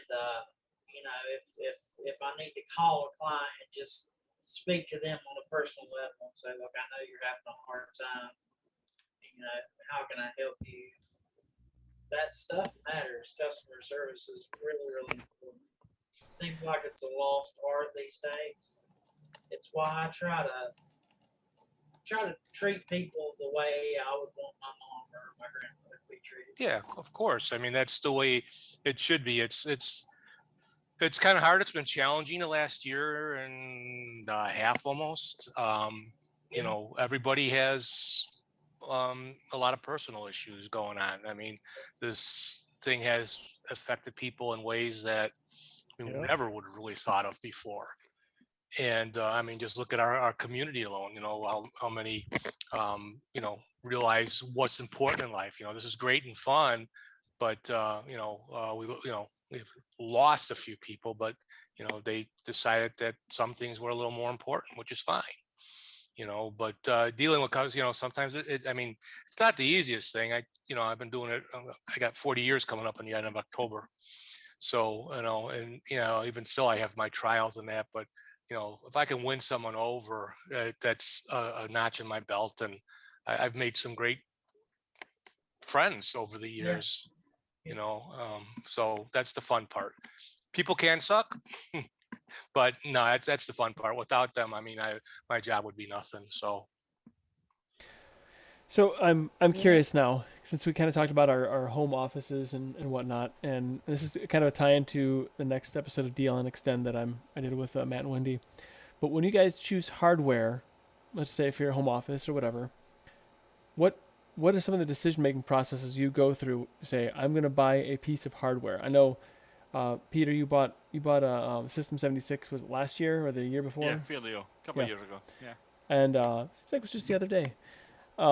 What is when you go to buy a piece of hardware? What is your process when you do that? Like like Okay, a keyboard or anything? But my case was a very unique one, and I had money from my car accident, so I wanted to buy the best I could with the money I had. Yeah. Well, you know, I deal with technology. Um, I build my own systems. I don't go out and buy um, pre-builts or anything anymore. This case that's here that is my server case is in a CyberPower PC. That was the last one. That was right after the house fire, and I just didn't have the time dealing with work and life and you know not having a home to build a PC to replace my one that I lost in the fire. So I did buy that. Then I have this bad boy over here, which is my main system. It's in a half HAF case, old HAF case, custom built. And then the only other one that's not custom built is back there. You can't see is my 2009 Mac Pro. Now, as far as what I do when I'm like, you know, choosing hardware, picking hardware or whatever, I mean, I base it off of what I'm going to be using it for. Obviously, I don't game, so mine's going to be for, you know, I don't need anything fancy. I don't need I don't need a 3090, for example. Like my main rig is rocking a 1080 Ti, old school, still powerful, still works to play occasional New World. In the New World beta, so I do play that a little bit. But other than that, I base it off of you know, basically you know right now it's for work. That's why I got you know recently stole this keyboard from my brother because he wasn't using it when he got his Mac Mini. He didn't like it, so I stole it because it's. Is that why he came in the room just a little bit ago to take that back, or? No, he came in the room because he was coming down here. The beer fridge is out there, so he Okay. beer. And he wanted to pet a cat. That cat that's right there is she's jealous of him walking in and talking to any other cat or me. She has to have the attention. But anywho, so I mean, for me, when I'm choosing hardware, it's gonna be based off of obviously what exactly I need it for. Raspberry Pi. I got that originally to set it up as an NAS. I had it set up as NAS. Try to be fancy and set up an SSD SATA drive instead of using a macro SD. Didn't like that after a while for whatever reason, so I got to redo it using the micro SD. My Linux machine is just a you know a PC that we had laying around in parts. It's got a 1080 in it, not a TI, just a regular 1080. And it you know obviously I just tinker with it and play around in Linux and you know get that all networked with all of my other systems and yada yada yada. Um, but like the only thing that I really looked at when I was looking for needs was this. because this is my old system. This is a X99 system, and it's a i7 5820K. It has 16 gigs of RAM and a 780 Ti. Why a 7? Why just a cheap old, not cheap, but old video card? This is a server. And so when I built this machine, repurposed this machine to be a server, I went and got the hard drives I needed. I got a bunch of 4 terabyte hard drives, put them in there so I could back up all my other systems to it, and yada yada yada. But I don't. Everything should be. You shouldn't be buying stuff based off of just because you want it. You shouldn't just go out there and grab a 3090 because it's the fancy 3090. Get what you need. Get what you need to with the levels you need. That's what I'm saying. Don't go overboard. Right.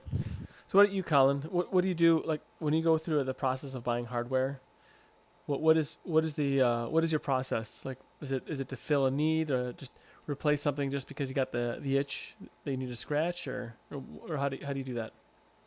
It's a good question because my son's still using a computer at the moment that I think it could be anywhere up to like 8 years old, and I built it myself. He's running, I think he runs Ubuntu Budgie, I think, but he's looking for a gaming computer. So I have been looking online, trying to figure out what the best graphics card and processor is for gaming. I think it's probably AMD and NVIDIA graphics. I think that's what I've determined so far. But yeah, it's whatever suits the need of the computer is what I go out looking for. So if you're going to be gaming, you're going to need a good graphics card and a good processor. Now, I believe AMD is a good processor for gaming. That's one thing I believe. Now, you guys can confirm this, but that's the information I've gathered. What do you guys think? Yeah, I think with the new Zen 3 architecture, AMD has made major strides. Not without fault. They had some instability early on, but that's being anything with the latest and greatest technology. You're gonna have things tend to not always work as manufactured design. But yeah, AMD has. I think it's a great thing for the industry. The Zen 3 architecture is superior gaming performance. I understand. Yeah, but I think competition is great.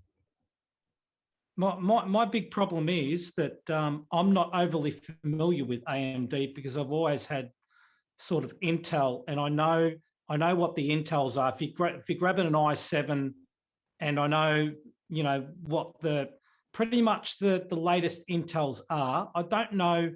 What I don't know is what is the best without spending thousands of dollars on a processor itself, because they're expensive.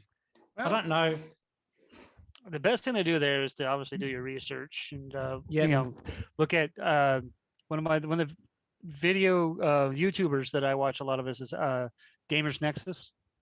And he does a lot of breakdowns of AMD versus Intel graphics cards, even breaking down if you're looking for if you don't want to build it yourself and you're looking at pre-builds. He's looked at a bunch of pre-built machines lately that have been total trash, and to see what you're actually getting. So that actually building your own is obviously better because you know what you're getting. Now, like my brother he builds his own computers as well, and he's got he's got a lot of AMD systems, and he games on a 49-inch ultra wide with 3090 whatever. He's got all the fancies, but it's just too much for my needs. But I mean, if you're looking for a build, AMD is definitely a great option. You got to keep an eye on the memory requirements for the AMD processors, because sometimes they like to have dual channel memory. The AMD CPUs do, Right. and they want NVIDIA or the newer AMD 6600s or 6800s or whatever the heck they are nowadays. Either of those graphics cards are going to be fine. So basically, when I say dual channel, it basically means to have two sticks of RAM, two sticks, 4 6 or whatever. Don't have an odd number. Run them in pairs. That's what you're saying, isn't it? Yeah, run them run in pairs. Yep. AMD is very memory hungry, and the more it has, the faster it gets. It really performs better with more memory. And obviously M.2 drive for the operating system and help speed up the loads. And if you can get a motherboard that supports the 2.5 gigabit Ethernet, that gives you a little extra boost on your Ethernet as well, on your network connection. Right. Yeah, that's a good point, actually. I mean, there's a lot of stuff. I mean, I could go on this for hours. I'm not gonna do that to you guys because that's what my brother and I do. We build computers all day. That's why I used to have this empty open space over here because I used to build and repair computers that we have just tinkering. But I'm not even sure what the latest AMD processor is because I'm an Intel guy. But I think my brother just got I want to say it's a 5900 something X AMD thing. It's nice. That's what he games on with this 3090. It works very, very well. It plays that Star Citizen game. I don't know. 5 series? Is that what it? I think it's an AMD 7. I want to say it's an AMD. Let me look. AMD 7. AMD 759 something. Let's see. AMD 7. I want to say it's a 59. Yeah. It's the 5900 series. I don't know which one he got. I don't know if he got the 5900X or the 5950, the 59 whatever those numbers there. But it is Ryzen. It is a Ryzen 7 series. A Ryzen 7. Okay. Generation Ryzen 7. Yeah. So it is the Ryzen. I will say from personal experience that you have to pay attention to the chipset on the motherboard that you're buying and make sure it's compatible with the CPU. Although some are compatible with some BIOS upgrades, not all of them support BIOS upgrades without a processor. So I've burned myself a couple of times as of recent, and I'm not going to get into that now because it's embarrassing, and I don't want to admit to the public that I've made loads of mistakes as of late. Anyway. So basically, yes, don't do what they did. Don't do what I did. But so anyway, so I would say find your mistakes. Find your CPU or whatever. I guess my advice to you, Colin, is one, know what your end product should be. And if you're using one that has the built-in Vega graphics, you have to use the X570, I think, chipset, which actually supports the built-in graphics, so you don't have to have another graphics card. And but if you're going to have a separate graphics card, that changes the rules a little bit. But anyway, so you have to be careful there. We're quickly running out of time, so I just want to hear what else other people do here. So Jinda, before you buy a piece of hardware, what would you say is part of your decision-making process to what you're going to buy next? Let's see. Well, we all had bad luck with something once in our life. I mean, we all did. I mean, I always buy Jesus for some reason. I had very good luck with them. I can't remember what I've had MSI motherboards cook on me once and left a bad taste in my mouth. I know they're not bad, but you know how it is. I had a Western Digital drive and it burned up, but I never had a Seagate one go bad. I kind of lean towards my experiences in life more so than anything. And I don't know if that's really a good idea. But I did switch to AMD this time. All the AMD processors seem to be faster and smoother and less money than Intel. And I went AMD, and I haven't ran an AMD processor in, over 20 years probably. And I don't know if that was a good idea. It's a Ryzen 9 3900 or something, it's a monster, of course, but I mean, I read the reviews and hope for the best and hold my breath and do what everyone else does. Hope that's an answer. I think it's a great answer. I mean, I think holding your breath and praying seems to be like a good response to when you put stuff together. Hopefully I don't fry it. Right. Lord willing. So prophetic. What about you? When you buy a piece of hardware, let's say, whatever. Because you also buy typewriters too. So I don't necessarily mean typewriters, but if you buy something productive to move the ball forward, as it were, What's your process? Yeah, I tend to go a little overboard on the reviews and the research, and that's because once I buy it and install it, I don't want to ever have to freaking think about that thing ever again. I just want it to work. So the peripherals, the docking things, which the thing I bought for my wife for me and my wife is that display link hub that also works with the monitor system, dual monitors and whatnot. Like I did a lot of research, and even in the end, it says plug and play, but it's not for Linux. It's not exactly plug and play. So I was even then with all the research, you still run into things that you just have to learn on the fly. But yeah, I can be the type that's like a little overboard with the research, and it delays my purchase, and then I'm still stuck with the pain point of not having the solution. But it's like I'd rather do that than buy the thing, and then I hate returning stuff. Like Amazon returns, like there's so many things I just lost money on because I just never got around to just sending it back. Yep. So it's like I hate that stuff. So yeah. Oh, for sure. Yep. Yeah, I'm all about the research too. It's Yeah. I live on YouTube. Always researching. I do heavier reviews and research. Even if I'm not buying, where it drives my family crazy because It took me hardware in there. It took me 9 months to purchase my first e-reader. So I mean, wow. I totally understand. Yeah, because I kept looking and reading and looking and reading and. Yeah, you don't want to get locked in either, too, with Yeah. whatever platform you go with. Like, Right. Don't ever do research on YouTube. I found that out. That's proving itself to be a bad idea. I do 99.9% of my research on YouTube. I I just picked the right tech sources, I guess. You gotta have good, There honest you brokers.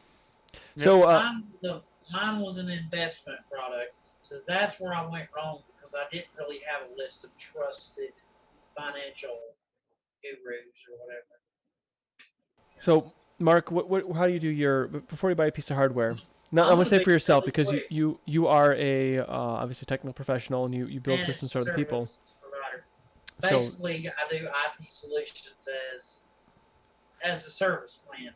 So instead of paying per service, So I'm curious to know, for you personally, before you buy something, what is your process? Like, what do you go through before you buy something?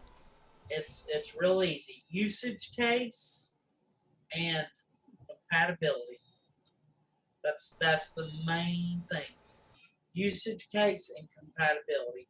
A third would be my gut and my experience over time with a brand like Genta.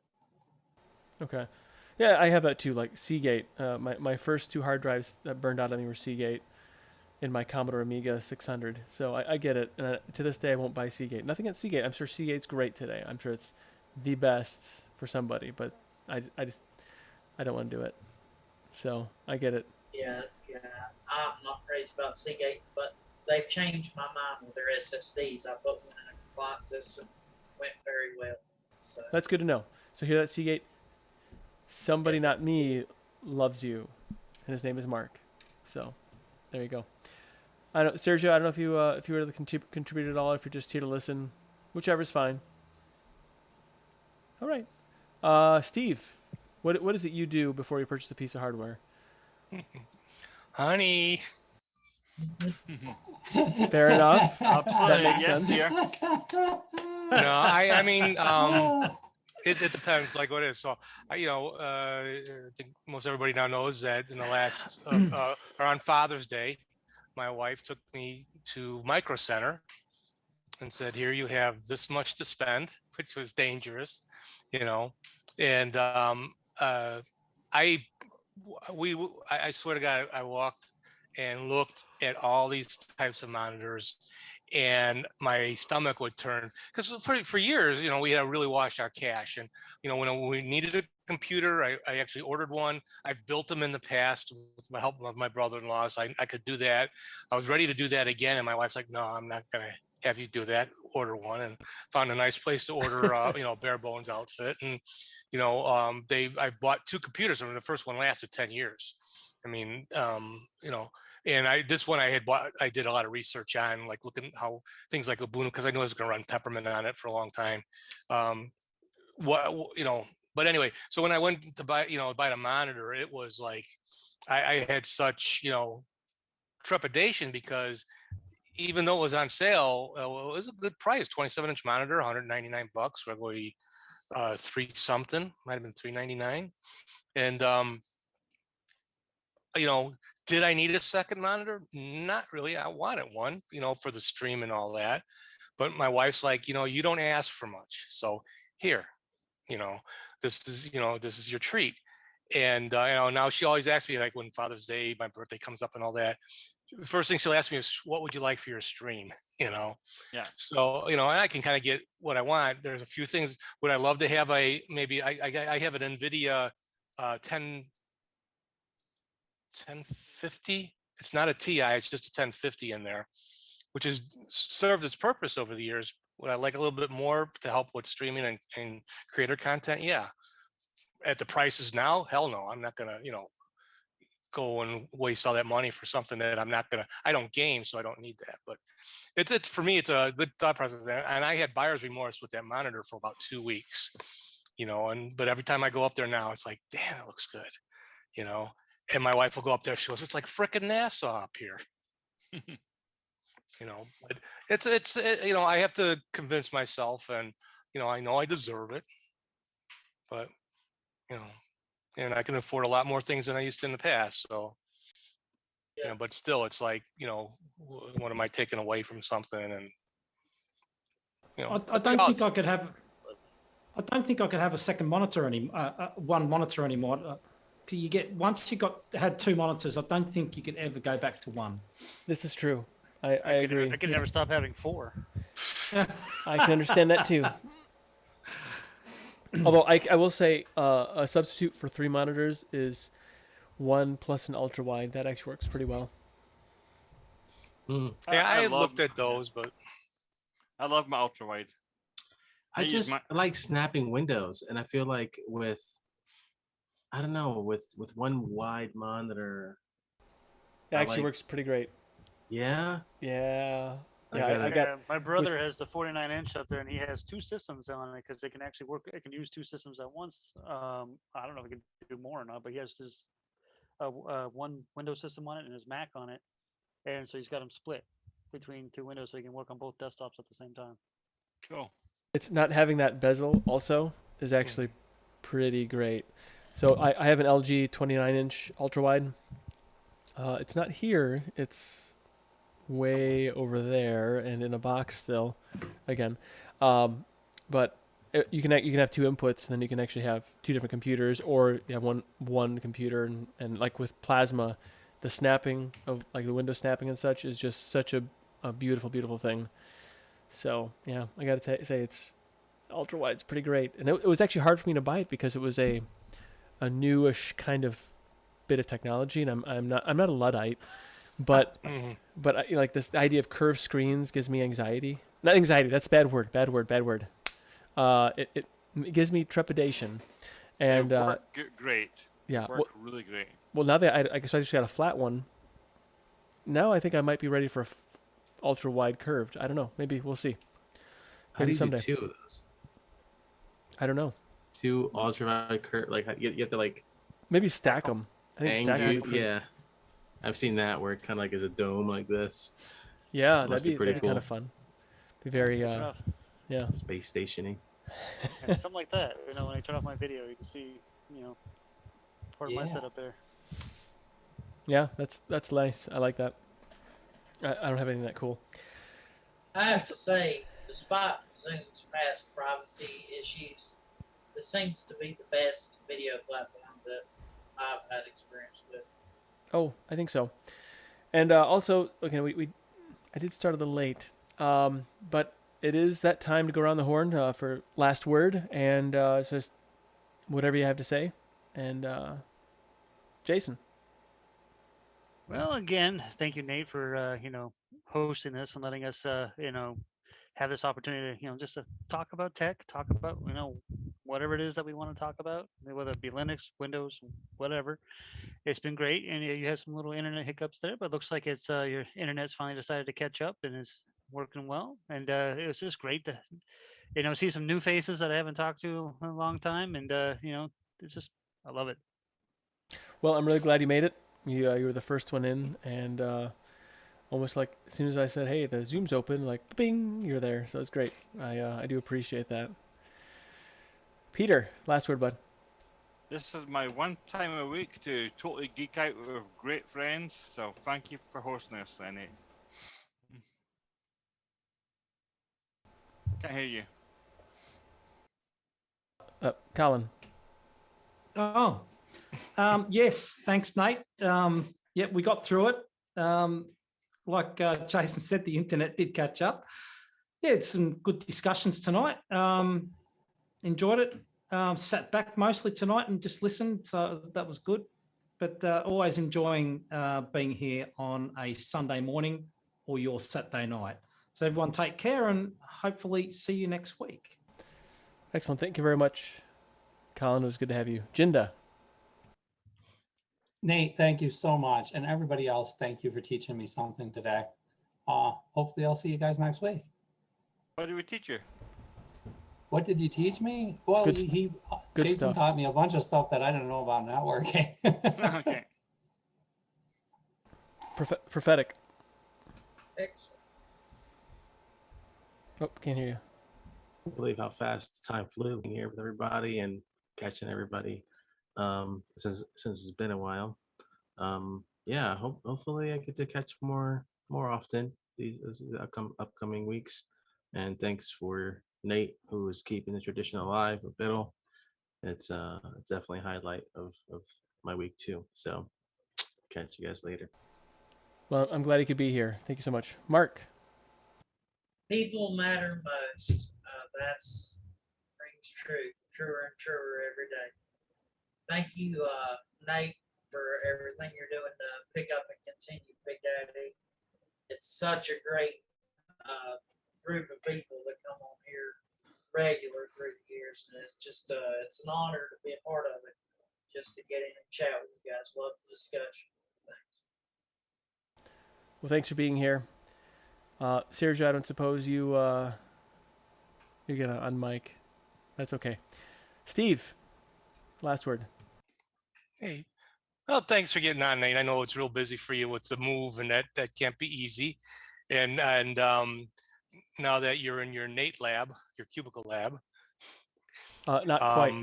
It's actually this is the Studio quite. B. Yeah, this isn't the actual Studio B. place. Okay. But yeah, thanks for doing this. I know on your schedule and that it gets kind of rough, and we appreciate that. And if I can ever get a thumbnail made and the thing set up, I'll set up for my stream tomorrow. But thanks everybody. Thank you. Thank you very much. So I want to thank all of you for joining both in the Zoom meeting and the YouTube stream. Rocco for starting the Biddle community, and Eric once again for use of his Zoom account, and everyone involved in making the Linux and open source tools possible for us to not only have this conversation, but also to have fun and enjoy our technology. Yeah. So Linux truly puts the personal back in a personal computer. See yous. Bye. Bye, everybody. Bye.